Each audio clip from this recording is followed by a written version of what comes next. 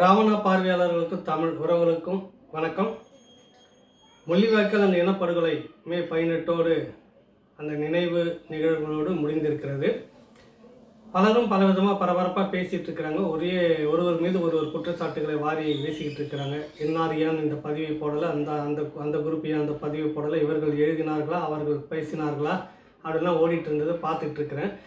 நானும் என்னடா நடக்குது அப்படின்னு சொல்லிட்டு எட்டி அந்த பக்கமாக பார்க்குற எல்லாருக்குமே இந்த தேர்தல் களத்தில் திராவிடம்னு பேசாத, பெரியார்னு பிரச்சாரம் பண்ணாமல், தமிழர்களே, தமிழ் உணர்வு, தமிழன் அப்படின்லாம் பேசி ஓட்டு கேட்ட அதே திராவிட கும்பல்களில் நிறைய பேர் பார்த்தேன். மதிப்புக்குரிய சுப வீரபாண்டியன் ஐயா அவருடைய முகநூல் பக்கத்தை பார்த்தேன். அந்த மே 18க்கு முன்னாடி ஒரு பதிவு போட்டுக்கிறாரு. ரொம்ப சிறிய ஒரு பதிவு. என்ன சொல்ல வர்றாருன்னா, அப்படியே அது உலக சதி அப்படின்னு சொல்லிட்டாரு. அது இந்தியா துணை போனதுன்றதை பற்றியோ, அதற்கு திமுக உடந்தையாக இருந்தது என்பதை பற்றியோ, இந்த இனத்துரோகத்தை செய்தவர்கள் அந்த 2 கட்சி தான் அப்படின்னு சொன்னதை பற்றியோ, இல்லை திமுகவுக்கு அவர் சார்பாக இருக்கிறார், அதனால் திமுகவை கூட சொல்ல வேணாம், காங்கிரஸ் கட்சி அந்த துரோகத்தை செய்தது, உடனிருந்து செய்தது அப்படின்னு நாம சொல்லலை. நாளேடுகளில் வந்திருக்கிறது. சிங்கள அரசனுடைய மகிந்த ராஜபக்சே அன்றைக்கி அது பிரபலமான தமிழகத்தினுடைய ஊடகங்கள் எல்லாத்துலேயுமே வந்திருக்கிறது. இந்தியா காங்கிரஸ் அரசினுடைய அந்த துணையோடு தான் நாங்கள் இந்த படுகொலையை நடத்தி முடித்தோம், இந்த போரை நடத்தி முடித்தோம் அப்படின்னு சொல்லியிருந்தார். அதை பற்றிலாம் பேசலை. கடந்த முறை திமுக காங்கிரஸுக்கு கூட்டணி பிரச்சனை வந்தபோது, பிரிந்து கொண்ட போது காங்கிரஸ் மீது கடுமையான குற்றச்சாட்டுகளை வாரி வீசினாங்க இதே திமுக தோழர்கள். திமுகவுக்கு தாங்கி பிடித்துக்கிட்டு இருக்கிற இந்த சகோதர கூட்டங்கள் எல்லாருமே பெரிய அளவில் காங்கிரஸ் விமர்சனம் பண்ணிட்டு இருந்தாங்க. திடீர்னு என்னாச்சுன்னு தெரியல, ஒரு படத்தில் வடிவேல் சொல்கிற மாதிரி கிணத்த காணடா, கிணறு இங்கே தான் இருந்துச்சு அப்படின்னு சொல்கிற மாதிரி இந்த மே 18 நிகழ்வில் பார்த்தா யாருமே எந்த பதிவுமே இல்லை. இன்றைக்கும் ஒரு பதிவில் சொல்கிறார் ஒரு தோழர், அதாவது விடுதலை புலிகள் மீதான தடை, அது சம்மந்தமான விசாரணை, அதுக்கான நோட்டீஸ் எங்கே வருது, எந்த முகவரியில் வருது தெரியுங்களா? பெரியார் திடல் முகவரிக்கு தான் இன்றைக்கும் மத்திய அரசு கொடுத்துருக்கு. ஏன்னு தெரியுமா உங்களுக்கு? பெரியார் திடல் தான் அதுக்கான அங்கீகாரம் அப்படின்னு டெல்லி அரசுக்கு தெரிகிறது அப்படின்லாம் பெருமையாக சொல்லிக்கிட்டு இருக்கிறவங்க மத்தியில் அந்த பெரியார் திடலில் என்ன நிகழ்ச்சி இது வரைக்கும் நீங்கள் நடத்திருக்கீங்க? அந்த இனப்படுகொலைக்காக வேண்டி இயக்கத்தை ஆதரித்தா உங்களுக்கு பிரச்சனை, இந்திய தேசியம் அதை தடை செய்திருக்கிறது, அதனால் உங்களுக்கு பிரச்சனை வரும் அப்படின்னு பயப்படக்கூடிய நீங்கள், சரி தமிழ் என்ன படுகொலை என்பதற்காவது ஒரு நிகழ்ச்சி நடத்திருக்கிறீங்களா, பேசியிருக்கிறாரா, அப்படியான பதிவு இருக்குதான்னா அங்கேயும் காணோம், எதையுமே செய்யலை. அந்த தோழர்கள் பார்த்தாக்கா பெரியார் திடலில் இருக்கக்கூடிய முக்கியமான தோழர்களை பார்த்தா இந்த நூற்றாண்டிலேயே வாழ்ந்த மே 18 அன்னைக்கு மிகப்பெரிய புரட்சி, கிறித்துவத்தில் புரட்சியை செய்த அந்த தோழர் மே 18 அன்னைக்கு எப்படியான விடுதலை புரட்சியெல்லாம் அவர் செய்தார், அந்த மதம் மார்க்கம் எவ்வளோ முட்டாள்தனமானது அப்படின்லாம் சொல்லிட்டு அவருக்கு எதிரான எவ்வளோ சதிகள் நடந்தது அப்படின்னு அந்த நிகழ்வுகளை எழுதுகிறாங்க. ஆனால் கொத்தாய் வீழ்ந்த அந்த இனத்தினுடைய பதிவை பற்றி ஒன்று கூட காணும்.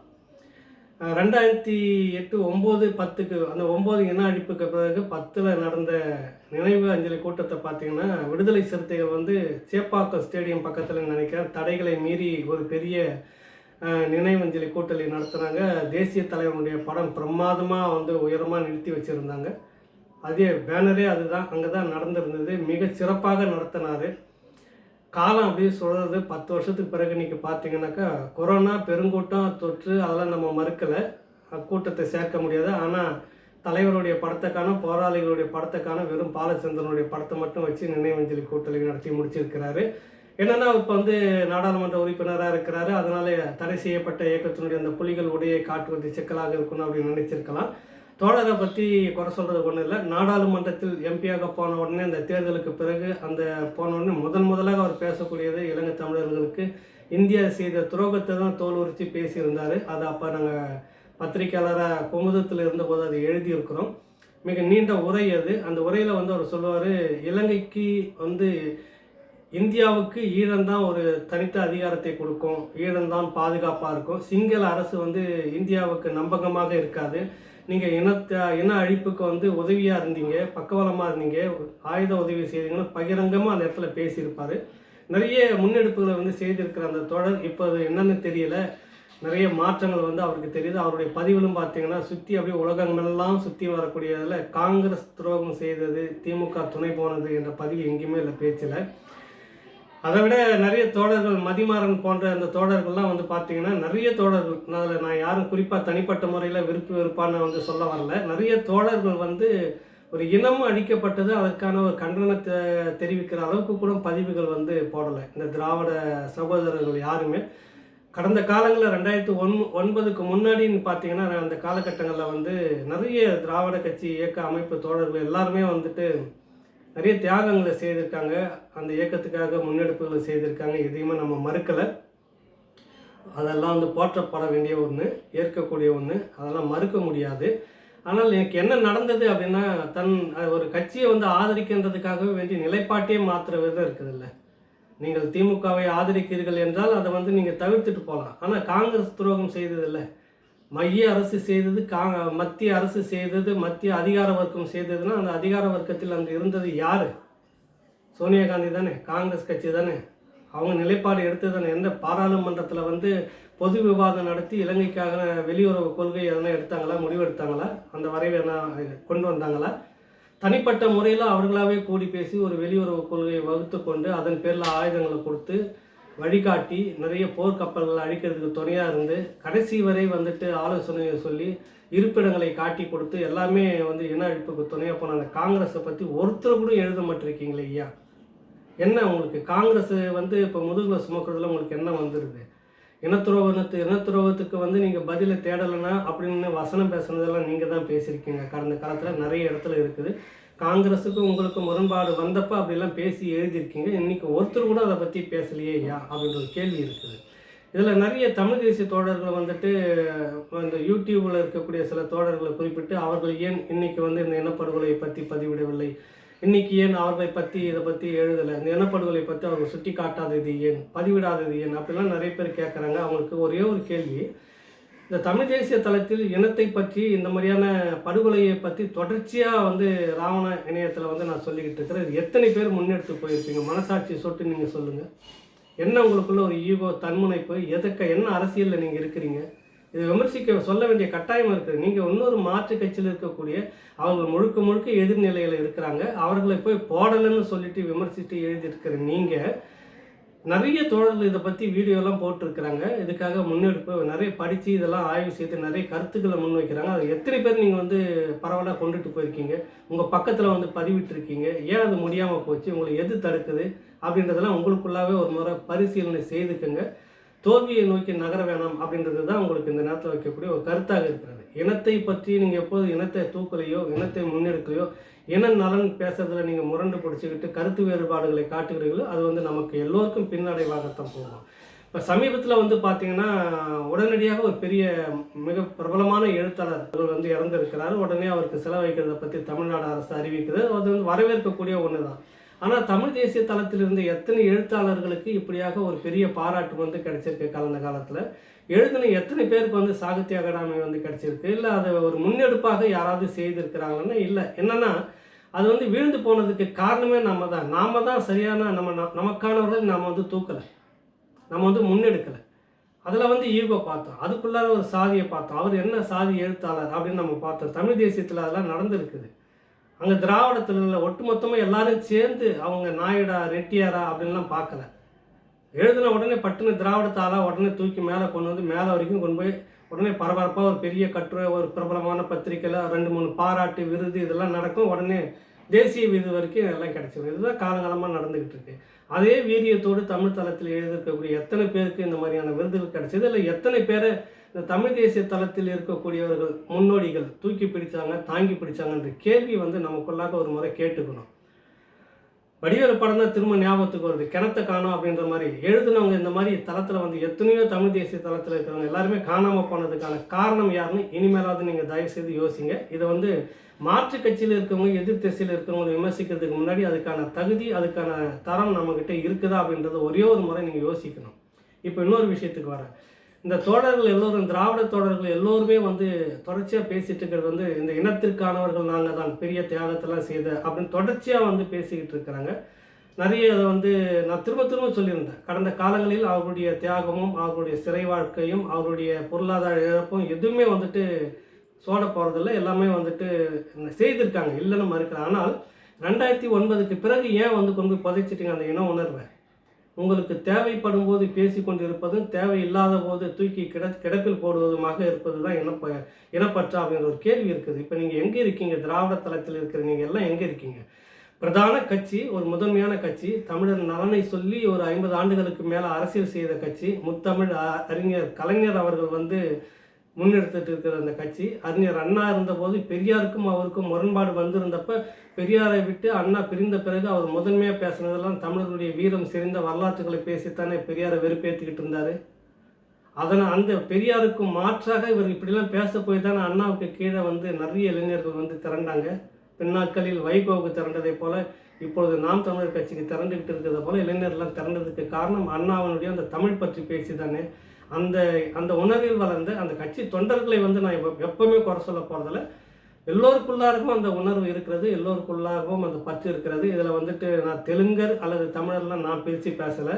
என்னை பற்றி அறிந்தவர்களுக்கு தெரியும் நான் எப்படியான தொடர்பில் இருக்கிறேன் என்னென்னு.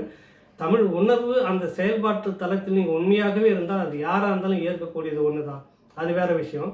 ஆனால் எத்தனை பேர் அந்த தலைமை பண்பில் இருக்கக்கூடிய எத்தனை பேர் நீங்கள் இந்த இனத்தினுடைய படுகொலையை பற்றி அந்த மே 18 பற்றி தொடர்ச்சியாக நீங்கள் பேசுங்க. ஒரு பெரிய பிரதான கட்சி திருமாவளவன் அவர்கள் சொல்கிறாரு, ஜெனீவா வரைக்கும் ஐக்கிய நாடுகள் சபை வரைக்கும் போனதுக்கான காரணம், பெரிய பரவலுக்கு காரணம் திமுக தளபதி ஸ்டாலின் அப்படின்னு சொல்லிட்டு பதிவிட்டதை நான் பார்த்துருந்தேன். அவர் சொன்னாரா இல்லையான்னு எனக்கு தெரியல. இது ரொம்ப வருத்தத்துக்குரிய ஒரு விஷயம். 2 முறை ஸ்டாலின் அவர்கள் ஐநா மன்றத்தில் பேசுவதற்கான வாய்ப்பை தமிழர்கள் ஏற்படுத்தி கொடுத்து அதுக்கான எல்லா ஏற்பாடுகளையும் செய்து விசா உள்பட அனுப்பி எல்லாமே எல்லா ஏற்பாடும் கடைசி நேரம் வரைக்கும் பதிலே சொல்லாமல் புறக்கணித்தவர் தளபதி ஸ்டாலின். இந்த திமுக தேர்தலுக்கு முன்னாடி வரைக்கும் அது நடந்தது. ஏன் அவர் புறக்கணிச்சார்னு கடைசி வரைக்குமே தெரியல. அப்போ நீங்கள் தமிழர் நலனுக்காக இருக்கிறீர்களா இல்லையா? ஒரு காலகட்டத்தில் தோல்விக்கு பிறகு சர்வதேசத்தில் இருக்கக்கூடிய தமிழர்களுடைய ஆதரவை பெறுவதற்கும் அதன் மூலமாக இங்கே ஒரு தமிழர் நலன் என்ற ஒரு இதை நீங்கள் கட்டியமைக்கிறதுக்குமா வேண்டி ஈழத்தை பற்றி பேசிட்டு ஐநா மன்றம் வரைக்கும் போய் ஒரு ரவுண்டு வந்தீங்க. அதுக்கு பிறகு அதுக்கு ஒரு தன்னிச்சையான ஒரு முயற்சி நீங்கள் தனிப்பட்ட முறையில் என்ன செய்திருக்கீங்க? கட்சி ரீதியாக திமுக என்ன செய்திருக்கிறது? முதன்மையான கட்சி தமிழறிவு மணியன் அவர்கள் ஒரு முறை சொல்லியிருந்தார், தெரிந்தோ தெரியாமலோ தமிழ்நாட்டில் ஒரு பெரிய சாபக்கேடு என்னன்னா இப்படியான இன பிரச்சனையை ஒன்று திமுக முன்னெடுக்கணும் அல்லது அதிமுக முன்னெடுக்கணும். இந்த 2 பிரதான கட்சிகள் தான் 35-40% வாக்குகளை வச்சிருக்குது. அவர்கள் முன்னெடுக்கும் போது மட்டுமே இது ஒரு பெரிய அளவில் வீச்சை ஏற்படுத்தும், தாக்கத்தை ஏற்படுத்தும் அப்படின்னு சொல்லியிருந்தாங்க. தொடர்ச்சியாக மக்கள்கிட்ட தேர்தல் அப்போ திரும்பவும் சொல்கிற தேர்தல் அப்போ நீங்கள் பெரியாரை அழுத்தமாக எங்கேயும் பேசவில்லை. நாங்களும் இந்துக்கள் தான் சொல்லிட்டு வேல் தூக்கிக்கிட்டு போனது தான், வேல் தூக்கி பெரியார்கள் அப்படின்னு ஒரு பதிவே போட்டிருந்தோம். அந்த கொள்கையை எல்லாம் மறைச்சிட்டிங்க. நாங்களும் சாமி கும்பிட ஆட்கள் தான், நாங்களும் வேல் தூக்கிட்டு போகிறதா, அண்ணா அப்படி தான் மாறிட்டாருன்னு நிறைய காரணங்களை சொன்னீங்க. ஆனால் வந்த உடனே திராவிட ஸ்ட்ரோக் அப்படின்னு சொல்லிட்டு நீங்கள் பதிவிடுறீங்க. ஒரு முரண்பாடு தூக்கி பிடிக்கிறீங்க. அந்த இனத்தின் நலனை நீங்கள் தூக்கி பிடிக்கிறப்ப திராவிடம் தூக்கி பிடிக்கும் போது அந்த மே 18 தமிழின் அந்த அழிப்பை ஏன் உங்களால் அந்த மாதிரி ஒரு பதிவாக போட முடியல? ஸ்டாலின் அவர்களுடைய ட்விட்டர் பக்கத்தில் மே 18 அன்னைக்கு ஏன் அந்த பதிவை கொண்டு வரல? அவர் திராவிடம் ஸ்ட்ரோக் போட்டிருந்தார்ல, அப்போ அந்த இன அழிப்புக்கான ஒரு பதிவை நீங்கள் போட்டிருக்கணும் இல்லை? அவரை சுற்றி இருக்கக்கூடிய அவருக்கு பக்கபலமாக இருக்கக்கூடிய எழுத்தாளர்கள், கலைஞர்கள், முன்னணியில் இருக்கக்கூடிய நபர்கள் ஒருத்தர் கூட அதை பற்றி பேசவே இல்லை. ஏன் பேசலை? எது உங்களை தடுச்சது? காங்கிரஸ் தடுக்குதா? இல்லை டெல்லி அதிகார வர்க்கம் தடுக்கிறதா? இன்னொரு அமைப்பு, நான் எதேச்சியாக வீடியோ காலையில் தான் பார்த்தேன், அதை பார்த்த பிறகு தான் அதெல்லாம் பேசணும்னு சொன்னேன். ரொம்ப நேரம் பேசிக்கிட்டு இருக்கிறார் அந்த தோழர். அது யாருன்னா, நான் பொதுவாகவே அந்த அமைப்பு பேரை சொல்கிறதே இல்லை. என்னென்னா முழுக்க முழுக்க சர்வதேச சதி அப்படின்னு சுற்றிக்கிட்டே வராது. இந்தியாவுக்குள்ளே மட்டும் வரமாட்டுக்கிறாரு, காங்கிரஸ்குள்ளே மட்டும் வரமாட்டிருக்கிறாரு. அது என்ன அரசியல் தெரியல. கடந்த காலங்களில் காங்கிரஸ் மீது குற்றம் சொல்லி பேசியவர்கள் தான் இந்திய அரசு காங்கிரஸ் துரோகம் செய்ததுன்னு பேசியிருக்கிறாங்க. ஆனால் இப்போ இடைப்பட்ட இந்த 9, 10, 12 ஆண்டுகளில் 2009 பிறகு என்ன மாற்றம் வந்தது உங்களுக்கு? காங்கிரஸை நீங்கள் குற்றம் சாட்டுவதற்கும் திமுக பலவீனமாவதற்கும் என்ன வித்தியாசம் இருக்க போகுது? திமுக அதிக பெரும்பான்மையில் இருக்குது, அதுக்கு ஒரு பிரச்சனையும் இல்லை. வேறு என்ன நீங்கள் முட்டு கொடுத்துட்டு இருக்கீங்க? காங்கிரஸ் மீது குற்றம் சொல்வதாக காங்கிரஸ் விலகி கொண்டால் விலகி கொள்ளட்டுமே, அதால் உங்களுக்கு என்ன பிரச்சனை வந்துடுது? அடுத்த முறை தேர்தல் அப்போ அதிகாரத்தில் காங்கிரஸ் வந்துச்சுன்னா அங்கே போய் திரும்ப நிற்கணுன்றதுக்காக போய் அடித்தளம் போடுறீங்களா அப்படின்ற கேள்விலாம் இருக்குது. இனத்தினுடைய படுகொலையை பற்றி பேசாமல், இனத்தினுடைய நலனை பேசாமல், சர்வதேசங்களையே சுற்றிக்கிட்டு எல்லா சதியும் இருந்தது. அந்த சதியெல்லாம் இந்தியாவை தாண்டி ஒருத்தரும் இங்கே உள்ள நின்று இருக்க முடியாதுன்னு ஒரு சாதாரண பாலவாரம் படிக்கக்கூடியவங்க கூட அந்த அரசியல் புரியும். தெற்காசிய பிராந்தியத்தில் வந்து இந்தியாவை பகைத்து கொண்டு இல்லை, ஏன்னா இந்தியா மிகப்பெரிய வர்த்தக கட்டமைப்பை வந்து இங்கே தான் இருக்குது. 100 கோடிக்கு மேலே 130 கோடி இன்னைக்கு வர்த்தக மையம் இங்கே வந்து இங்கே வந்து இங்கே எல்லா நாடுகளும் இங்கே வந்து வர்த்தகத்தை வந்து கொண்டாடிக்கிட்டு இருக்குது. இங்கே தான் வந்து பெரிய அளவில் பணத்தை வாரிக்கிட்டு போகணும்னு. அப்போ இந்தியாவுக்கு எதிரான எந்த நாடும் ஒரு அசைவும் வந்து செய்ய முடியாது. அந்த ஒரு வர்த்தக அரசியல் இங்கே இருக்குது. அதெல்லாம் வந்து பார்க்காம இந்தியாவை கேட்காம சர்வதேச நாடுகள் எல்லாம் சரி. இந்தியா ஆயுதம் கொடுத்தது நாளேடுகளில் வந்திருக்குது. மஹிந்த ராஜபக்சே பேசுனது, காங்கிரஸ் சோனியா இறுதி வரை அதிகாரத்தில் இருந்தபோது மறுக்கவே இல்லையே, அதுக்கு என்ன பதில்? சிவசங்கர மேனன் புத்தகம் போட்டிருந்தார். தமிழ்நாட்டு தலைவர்கள் எல்லாருமே நாங்கள் சந்தித்து பேசுகிறப்ப தனிப்பட்ட முறையில் அந்த இயக்கம் அழிவதற்கும் தலைவர் கொல்லப்பட்டதற்கும் கொல்லப்படுவதற்குமாக அவங்க விருப்பத்தை அவங்க விரும்பினார்கள் அப்படின்னு போட்டிருக்கிறாங்க. நீ கடைசி வரைக்கும் எதிர்த்து ஒரு வார்த்தையும் யாரும் இங்கே பேசவே இல்லை. ஏன் பேசலை? ஆக இனத்துரோகத்தை நீங்கள் மூடி மறைச்சிட்டு போயிடலாம். இது வந்து இன்னைக்கு மோடி எதிர்ப்பலையால், அந்த மோடி நடந்து கொண்ட பல விஷயங்களால், இங்கே சங்கிகள் எடுத்த பல முன்னெடுப்புகளால் தமிழ்நாட்டினுடைய அந்த அந்த மாநில உரிமை என்றதை வந்து மீண்டும் மீண்டும் தட்டி பறிக்கிற அந்த விஷயத்தால் நடந்துக்கிட்ட போக்கால் திமுக அந்த தேர்தலில் வெற்றி பெற்றிருக்கலாம் அப்படின்றது தான் ஒரு வெற்றி பெற்றிருக்கிறது என்பது தான் உண்மை. வெறும் 3% தான் உங்களுக்கும் அதிமுகவுக்குமான ஓட்டு வித்தியாசம். இந்த 3% ஓட்டு வித்தியாசத்தை வந்து நீங்கள் பெரிய அளவில் கொண்டாடிக்கிட்டு இருக்கிறீங்க. அதுக்கான காரணம் நிறைய தமிழர்கள் உங்கள் மீது நம்பிக்கை வச்சு போட்ட அந்த வாக்கு. ஒரு இனப்படுகொலையை பற்றி உங்களால் பேச முடியவில்லை. ஒரு இனப்படுகொலை நாளை குறிப்பிட்டு உங்களால் ஒரு மேடை அரங்க நிகழ்ச்சியை நடத்த முடியல. இத்தனை பேர் திராவிட கட்சியை சேர்ந்தவங்க அமைப்பு எல்லோரும் இருக்கிறீங்க. ஒரே ஒரு பதிவை போட்டுக்கிறார் மதிப்புக்குரிய சுபவீர பாண்டியன் ஐயா. அதுக்கு அடுத்தது பார்த்தீங்கன்னா 18ஆம் தேதி வந்து திராவிட ஸ்டோக்குன்னு ஒரு பதிவை போடுறாரு. அதுக்கு முதல் நாள் போட்ட அந்த பதிவில் பார்த்தீங்கன்னா காங்கிரஸ் துரோகத்தை பற்றியோ திமுகவை பற்றி ஒரு வார்த்தையும் சொல்லலை. சர்வதேச சதி அதை வீழ்த்தி விட்டது, வீரம் செறிந்த ஒரு போராட்டத்தை, எல்லாம் கரெக்டு. அந்த சர்வதேச சதி இந்தியாவுக்குள் என்ன மாதிரி அரசியலை செய்தது, அப்போ காங்கிரஸ் என்ன மாதிரியான துரோகத்தை செய்ததுன்னா தொடர்ச்சியாக பிரணாப் முகர்ஜிக்கிட்ட எல்லாரும் இங்கே கோரிக்கை வச்சுட்டு இருந்தாங்க. நாடாளுமன்ற உறுப்பினர்கள் வந்து ராஜினாமா செய்கிறத பற்றி பேசியிருந்தார் கலைஞர். திரும்ப வந்து அதே பிரணாப் முகர்ஜி வந்தபோது நாடாளுமன்ற உறுப்பினர்கள் எல்லாம் நாங்கள் திரும்ப பெற மாட்டோம்னு நாங்கள் சொல்லியிருக்கிறோம் காங்கிரஸ்ன்னு சொன்னது ஏன் சொன்னீங்க? இதை பற்றி எதனா பேசியிருக்கிறீங்களா நீங்கள்? பிரணாப் முகர்ஜி வந்து கோபாலபுரத்துலேயே வந்து பேசிட்டு இந்தியா தமிழ்நாடு எங்களுக்கு அழுத்தம் கொடுத்துடக்கூடாதுன்னு கேட்டுக்க தான் நான் கலைஞர்கிட்ட வந்தேன். இலங்கைக்கான உதவி வந்து எல்லா நாடுகளுக்கு செய்கிற உதவி மாதிரி தான், அதுக்கு நாங்கள் எதுவும் பொறுப்பு தடுத்து நிறுத்த முடியாது அப்படின்னு சொல்லிட்டு போனார். அதுக்கு என்ன பதிலை நீங்கள் வந்து வச்சுருக்கீங்க? கண்ணெதிர்க்கவே ஒரு 10 ஆண்டுகளுக்குள்ளாகவே ஒரு பெரிய வரலாறு இனத்துரோகத்தை மூடிக்கிட்டு போகிற மாதிரியான போக்குகளை செய்கிற நீங்கள், அதுவும் இன்னைக்கு இவ்வளோ சமூக வலைத்தளங்கள் இருக்கிறப்பவே இவ்வளோ பெரிய இனத்துரோகத்தை திரும்ப நீங்கள் மூடி மறைக்கிற வேலையை செய்கிற நீங்கள், இனி வரும் காலத்தில் இதுக்கு முந்தின காலகட்டத்தில் எத்தனை வரலாறுகள் அப்படி வந்து மறைச்சிருப்பீங்க, எத்தனை துரோகத்தை இப்படி வந்து மறைச்சிருப்பீங்க. அன்றைக்கி எந்த ஊடகமும் இல்லை. அச்சு ஊடகம், காட்சி ஊடகங்கள்லாம் மிக சிறிய அளவில் இருந்து அத்தனையுமே உங்கள் கட்டுப்பாட்டில் தான் இருந்துகிட்டு இருந்தது. எவ்வளவு வரலாற்றை நீங்கள் மறைச்சிருப்பீங்க. இன்றைக்கி சமூக வலைத்தளங்கள் எல்லாமே ஏட்டிக்கு போட்டியாக சின்ன பசங்க கூட இன்றைக்கி விமர்சனம் பண்ணி வெளியே வீடியோ கொண்டுட்டு வராங்க. அப்படி இருக்கப்போ ஒரு இனத்துரோகத்தை பேசாமல் இவ்வளோ பெரிய கும்பல் நீங்கள் இருக்கிறீங்க, இவ்வளோ பெரிய குழுக்கள் இருக்கிறீங்க. எது உங்களை தடுத்தது? பெரியார் திடலில் ஒரு மெழுகுவர்த்தி அந்த தமிழின மக்களுக்காக செய்யறதை வந்து பெரிய அளவில் ஏன் உங்களால் செய்ய முடியல? இலைமறைவு காய்மறைவாக ஏன் செய்துக்கிட்டு இருக்கீங்க? எத்தனை கோடிகள் இருக்குது உங்கள்கிட்ட, எவ்வளோ பணம் இருக்குது, அத்தனை மக்கள் சொத்து தானே. அந்த பணத்தை வச்சுட்டு அந்த மக்களுக்காக வேண்டி ஒரு பெரிய நிகழ்ச்சி உங்களால் வந்து நடத்த முடியாது. இன்றைக்கி கொரோனா பெருந்தொற்று, அதெல்லாம் காரணம் வந்து வேறு, பெரும் அளவில் கூட்டத்தை கூட்ட முடியாதுன்றது வேறு. ஆனால் ஊடகத்தின் மூலமாக நீங்கள் செய்திருக்கலாம்ல. அப்போ உங்களை எது தடுத்ததுன்னு, அதெல்லாம் காரணம் என்னென்னா, உங்களுக்கு தேவைப்பட்டால் இந்த இனத்துரோகத்தை வந்து பேசுவீங்க, தேவையில்லை என்றால் விட்டு விடுவீர்கள். உங்களுக்கு தேவை என்றால் டெசோ மாநாடு என்பீர்கள், உங்களுக்கு தேவையில்லை என்றால் இது மொத்தமாக. இதுதான் இங்கே வரக்கூடிய விமர்சனமே அதுதான். தொடர்ச்சியாக என்னென்னாலும் என்று பேசுகிறீர்கள் என்றால் என்னென்னாலும் பேசுங்க, தொடர்ச்சியாக பேசுங்க. அதனுடைய எல்லை வந்து இன்னும் இருக்குது, இன்னும் தூரமாக இருக்குது. தொடக்கூடிய நேரம் காலம் ஒன்றும் தூரமாக இருக்குது. அது வரைக்கும் அதை பேசிக்கிட்டு தான் இருக்கணும். நாம தான் பேசணும். தேவைப்படும் போது பேசிட்டு அப்புறமா அப்படியே விட்டுட்டு போகிற அந்த அரசியல் என்ன அரசியல்? திரும்ப அந்த துரோகத்தை நீங்கள் செய்துட்டு இருக்கிறப்ப மாற்றுத்தளத்தில் வரக்கூடிய தமிழ் தேசியர்களும் நான் தமிழர்களும் வந்து அதை சுட்டி காட்டுறப்ப மட்டும் ஏன் உங்களுக்கு கோபம் வருது? ஏன் உங்களுக்கு எரிச்சல் வருது? நாங்கள் தான் முன்னோடி, நாங்கள் தான் பிரபாகரனை பார்த்தவர் வேறு, நாங்கள் பழகியவர்கள், இப்படிலாம் வசனம் பேசுகிறீங்களே. 9க்கு பிறகு எங்கே போய் படுத்துக்கிட்டீங்க? ஏன் நீங்கள் இது மாதிரி மூடி மறைச்சிக்கிட்டு இருக்கீங்க? இந்த கேள்வி வருது இல்லை? அப்போ அந்த வெற்றிடத்தை நிரப்பக்கூடிய இடமா அந்த தமிழ் தேசியமும் இந்த தமிழ் தேசிய பிள்ளைகளும் வந்து இன்றைக்கி வெளியே வரப்போ ஏன் உங்களுக்கு எரிச்சல் வருது, கோபம் வருது, ஆதங்கம் வருது? ஏன் வந்து இவ்வளோ குரூரமாக நீங்கள் வந்து விமர்சனம் பண்ணுறீங்க? அவங்கள எதிர்ப்பு அரசியல் பண்ணிட்டு இருக்கிறீங்க. உங்களுடைய எதிர்ப்பு அரசியல் என்பது மோடி கிட்ட இருக்குது. சங்கிக்கு எதிராக அப்படின்னு சொல்லி தான் பாஜக உள்ளே வந்தணும்னு சொல்லி தான் உங்கள் அரசியலே தொடங்கியிருக்கீங்க. பெருந்தொற்று இந்த நேரத்தில் உங்களை கேள்வி கேட்க முடியாதுன்றதுக்காக தான் இருக்குது. அங்கே செய்ய வேண்டிய அரசியலை இந்த மண்ணில் இருந்து இந்த மண்ணின் நலனுக்காக பேசக்கூடிய தமிழ் தேசியத்தின் மீதும் நாம் தமிழர் மீதும் ஏன் உங்களுக்கு இவ்வளவு கோபமும் இவ்வளவு ஆத்திரமும் இவ்வளவு கடுப்பும் வருது அப்படின்ற கேள்வி தான் சிந்திக்க சொல்லுது. மறுபடியும் இதை பற்றி உங்களை பற்றி பேச சொல்லுது. இனி வரும் காலத்திலாவது திராவிடத்தில் இருக்கக்கூடிய திராவிட தேசியர்களும் சரி, திராவிட தலைவர்களும் சரி, மதிப்புமிக்கவர்கள் தான் எல்லோரும். இந்த இன நலன் என்பதை பற்றி அழுத்தம் திருத்தமாக பேசுங்கள். காங்கிரஸ் செய்த துரோகத்தை, அந்த இன அழிப்புக்கு துணை போனதை பற்றி பேசுங்க. தமிழர் நலன் அடுத்தடுத்து நடக்கக்கூடிய விஷயங்களை ஒன்றா சேர்ந்து பேசுங்க.